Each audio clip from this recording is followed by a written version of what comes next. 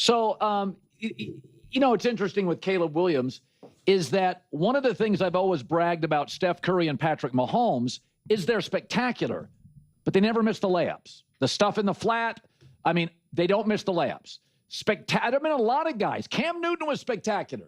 He missed a lot of layups. His mechanics were bad. Sure.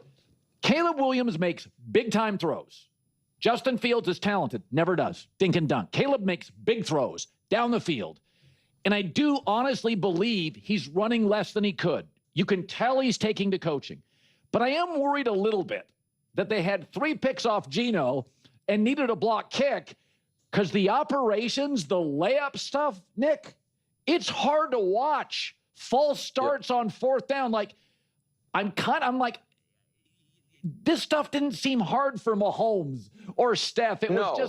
It's not pretty, right? Listen, I think that's totally fair. Where I would, and I don't know if you and I agree or disagree on this, but if I am trying to, if I am getting a quarterback who could be my franchise quarterback, and you're like, listen, he's not a perfect prospect, would you rather prospect A or B? A guy who, makes all the layups, has all the process stuff down, but has a pretty hard ceiling on what the upside is, or a guy like Caleb, whose ceiling is he could be MVP of the league, can make the fantastic, amazing plays, but what's the layups, as you put it, is a work in progress.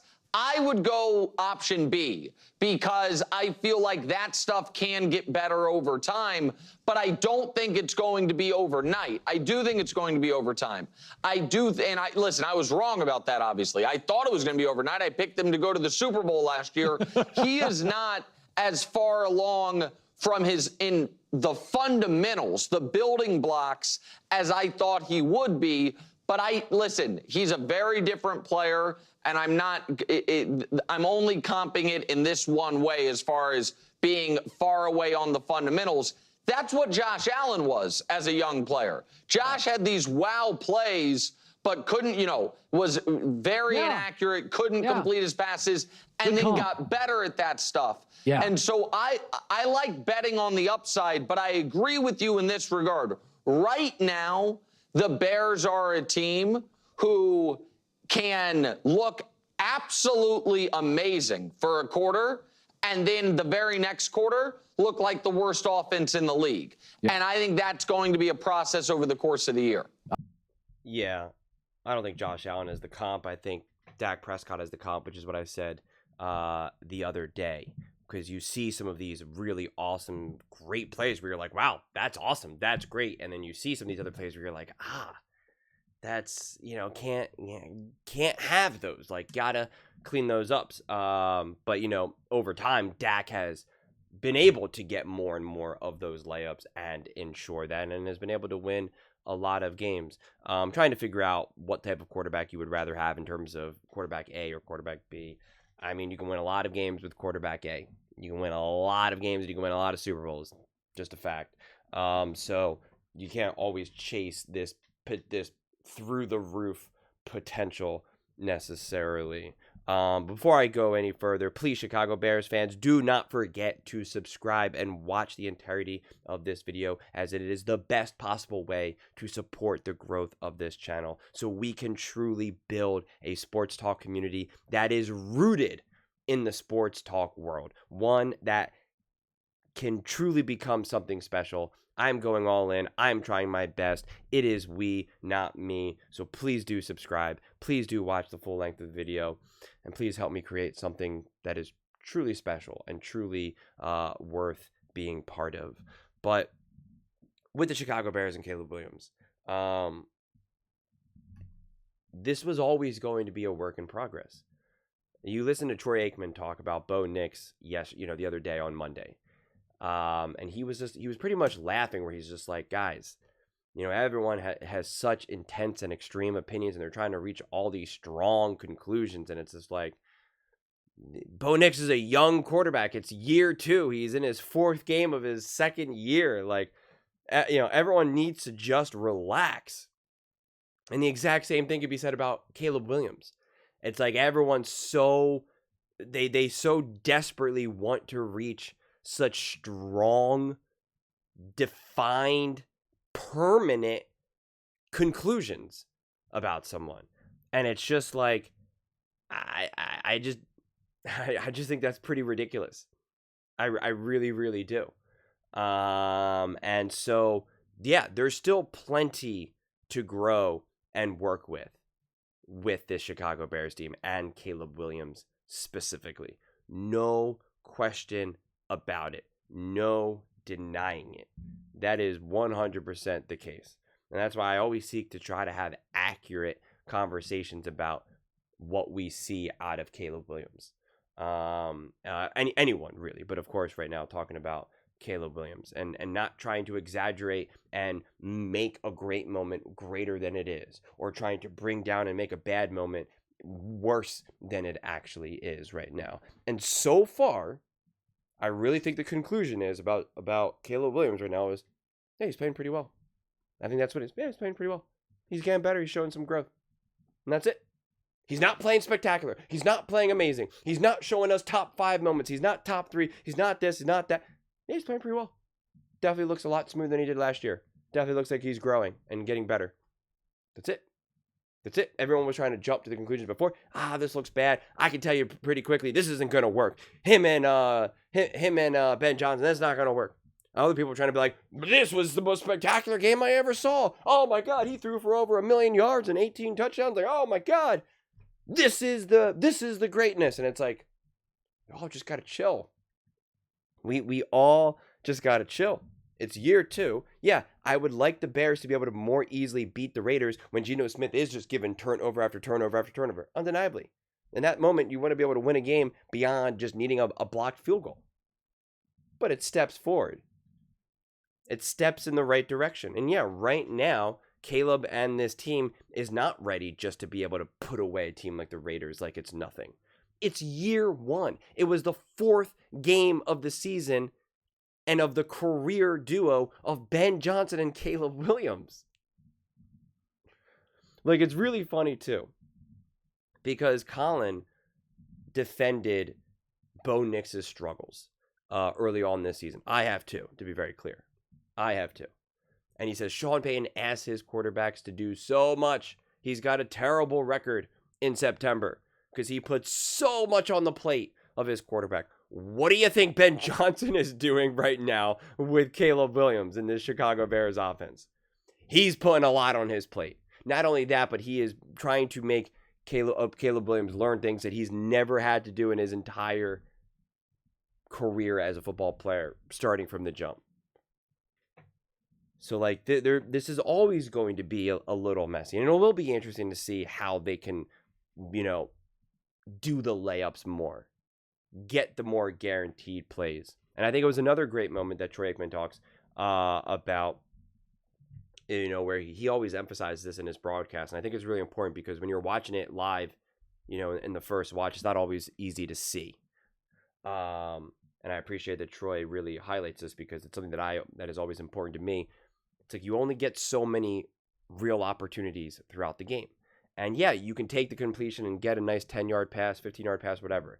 But then there's another opportunity. There's another read where it's like, that's a touchdown. That's a 35-yard pass. That's a touchdown. Or it sets you up for the touchdown, et cetera, et cetera. And you only get so many of those opportunities a game. And as Troy Aikman said, like, and that off, being able to capitalize on that moment is what often leads you to win or not. And so that is still the aspect that a Caleb Williams is struggling with right now. And that is something that you want to be able to see him take advantage more consistently. But again, it's early on. It's early on. But that is something that Ben Johnson, it frustrates the Ben Johnsons of the world. It's going to frustrate the Sean McVays. It's going to frustrate the Sean Paytons of the world, because it's like, this, the guy, I can only set you up so many touchdowns a game, man.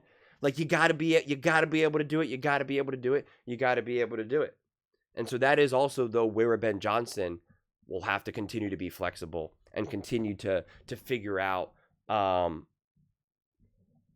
to make it as easy as possible for a Caleb Williams, how to simplify and make his life as easy as possible, not just what puts these other players in the best position to succeed, but really what puts your quarterback in the best position to succeed. You know, where does Caleb's strengths fully lie in right now?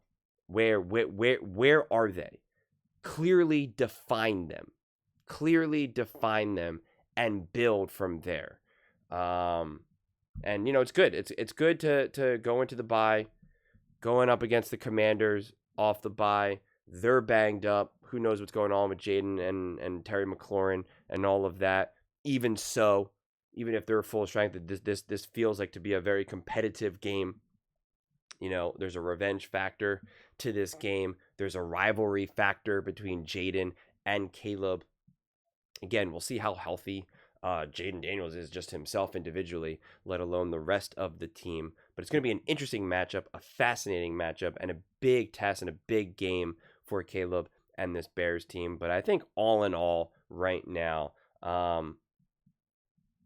we have to stop expecting such grandiose fireworks with this. Like, I feel like in a lot of ways, because I mean, think about what they're saying here. And I wish I wanted to say this earlier, but they're just like, Patrick Mahomes gets all the layups, Justin Fields doesn't. And it's just like,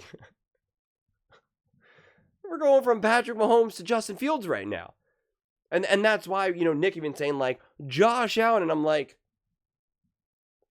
let's just be in the world of Dak Prescott right now. Let's just, and again, someone said like, oh, you're comparing him to Dak Prescott. I'm like, I'm not saying he is Dak Prescott. I'm not saying he's even playing as great as Dak Prescott. And I'm not saying that his ceiling or his future is Dak Prescott. It's just a comparison. Just a comparison. It's just saying like, this is what it reminds me of.